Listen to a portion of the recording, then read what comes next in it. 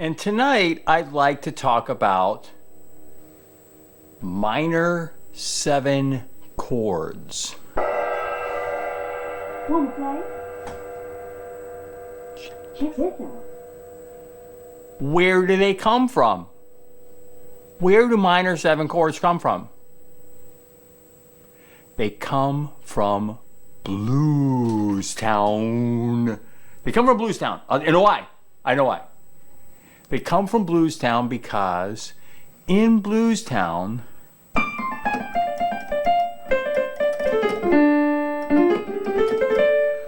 you have houses that are on a blues street.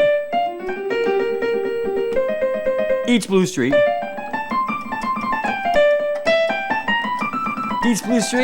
you have houses that have the minor 7 chords in the blues street. Just like when we were talking about major 7s, we were able to relatively, always, be in major town. Now we're across the tracks in Blues Town. Now wait, the rabbit, the poor rabbit.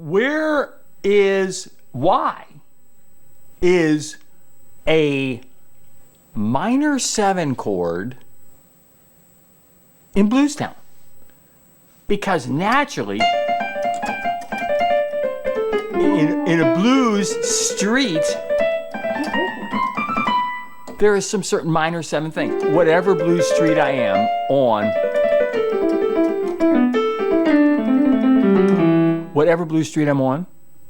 I have minor 7 chords right on the street.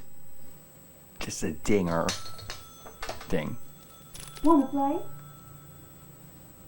Check this out. If I look at this, a street of Blues Street,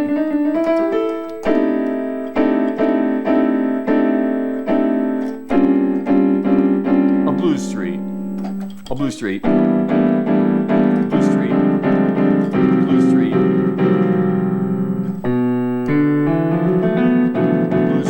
clusters of blue streets,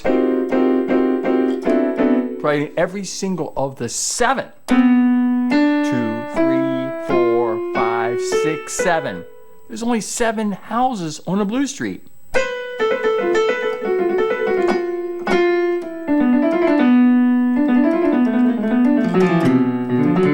And then on any blue street start on, here's an E1, here's a D1, here's a C1. They all have these great houses, only 7 per block, in a Blues Town street. Why? Because of the zoning ordinances. The Blues Town zoning ordinance. There is a I have the paperwork. If you build a block in a Blues Town, you have to follow the following property ordinances interval-wise. You have to have a 1. Of course, you have to have a 1 to start the name of the street. But then, instead of having a 2, like we had a 2 over in, we had a 2 over in Major Town. We don't really have a 2 on a blue street. It hops all the way to an M3, not a 3, but an M3.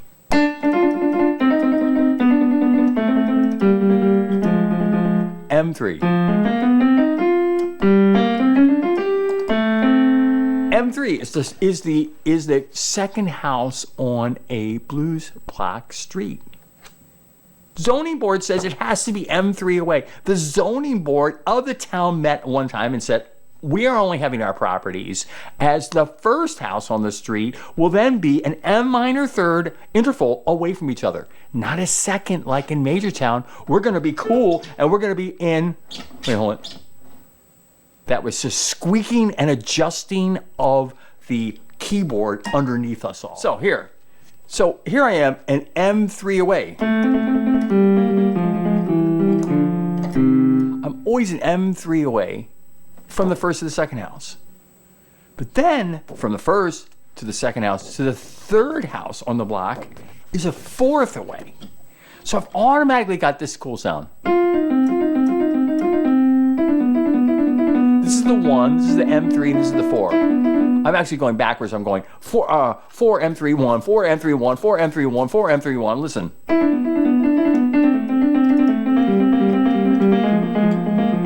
Pretty cool sounding, huh? But look at this. Wait. Okay, we love the 4. The 4 sounds cool in there. We love the +4. The +4 is in there too. But however, the M7 chord is made up of the first, the M3, the 5, and the 7, not the major 7. Oh, this keyboard is all slidey because of the 2. In a blues street, it's a whole step. It's got to be a whole step, one note in between, between the 8 and the 7. And it's not even called the major 7, it's called the 7. Why? Because we're making minor 7 chords. We're not making minor major 7 chords. We're making minor major 7 chords. We'd actually have a major 7 on the top of it. No, we're making minor 7 chords. Minor 7 chords. M7. Whatever letter with an M7 is a minor 7 chord. What does it include? It includes, according to the zoning board, the exact intervals that you should have in a blues street from Bluestown. And I think that's pretty cool. This meaning that if I had just letters, I'm talking about like D, F, then up to the 5th would be A. 1, M3, 5, and then 8. No, not 8, I'm sorry, 7. The whole step down from 8. 1, M3, 5.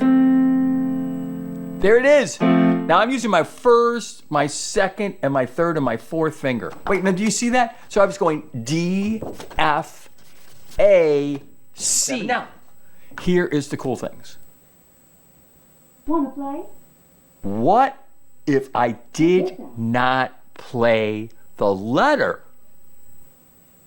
now, of the M7 chord in my right-hand guitar part?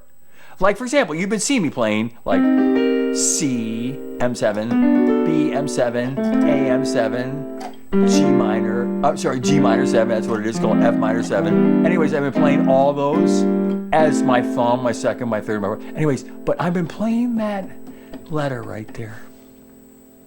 Oh, and don't forget inversions, because inversions, always you can do all these inversions, top to bottom, you start here, take the bottom note, you put it on the top, you take the bottom note, you put it on the top, take the bottom note, you put it on the top. You have all these inversions that you can do. Perfect time to do inversions right now. Perfect time. Okay, so anyways, you have all that to your availability or whatever. I can make it even better. Wanna play? Not playing the letter of the same letter that's in your left hand, because your left hand bass is already covering that letter. Let's use it for something else. Let's octave,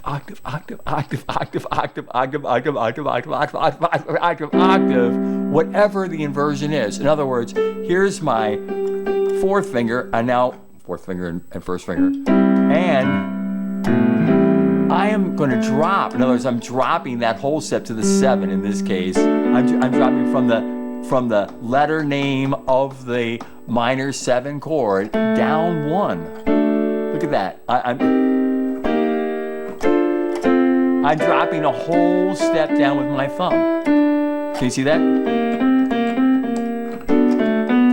But what am I doing? I'm not losing the letter name of the M7 chord. Why?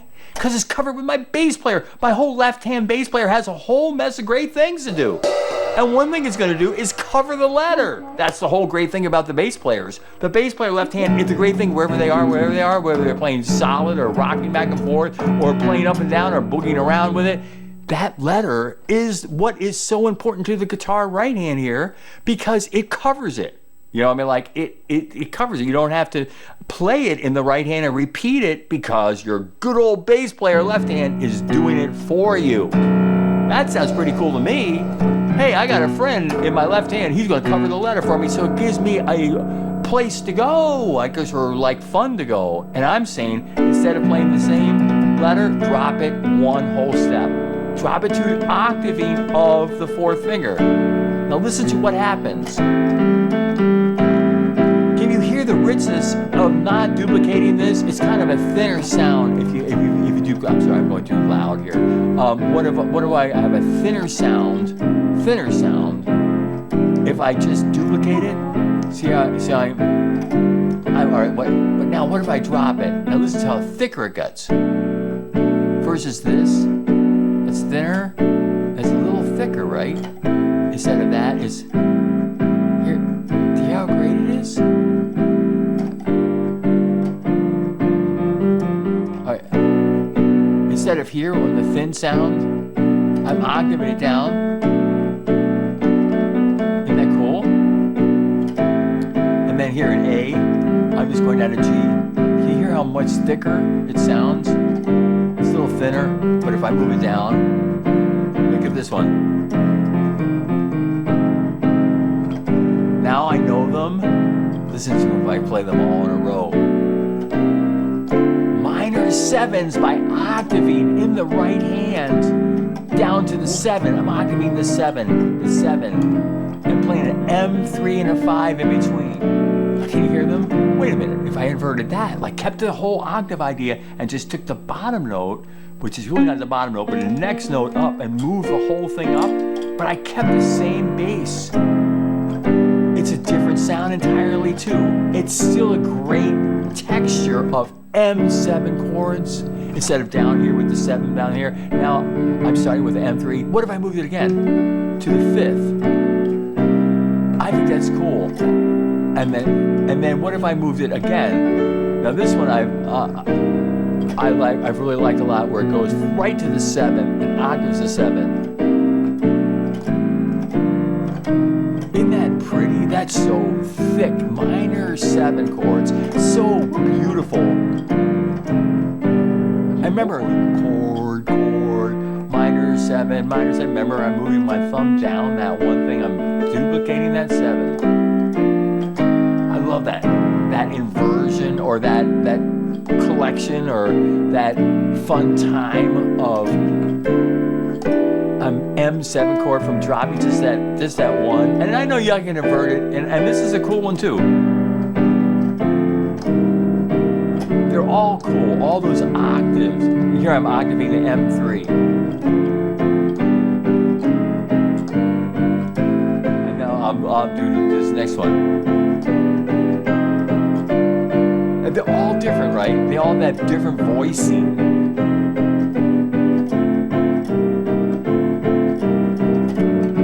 My left hand is covering whatever letter it is now. The left hand becomes the leader. Just like that bass player is covering us on the letter. That is so great. The bass player is really great. The bass player is really great. The bass player, and also the inversions of the right hand is really great. The inversions, whatever voicings, I will say this a million times, I know, but the idea is the exercise of going just letter to letter to letter to letter, or sharp, sharp, sharp, sharp, aimer, whatever your aimer it is, whether it's your right hand thumb or your left hand thumb. Those two aimers, if you go all in letters and all in sharps, it's harder to see and memorize and learn how to see it. Remember that, how to see those pictures is very important. How does that look? Can you see it fast? Can you see it slow? Wherever the picture that you see, that's what you grab over and over again. The repetition of you playing it over and over again, you will remember that picture, and you will remember that feel. Those two things, you will get there. You will play great. You will absolutely play great.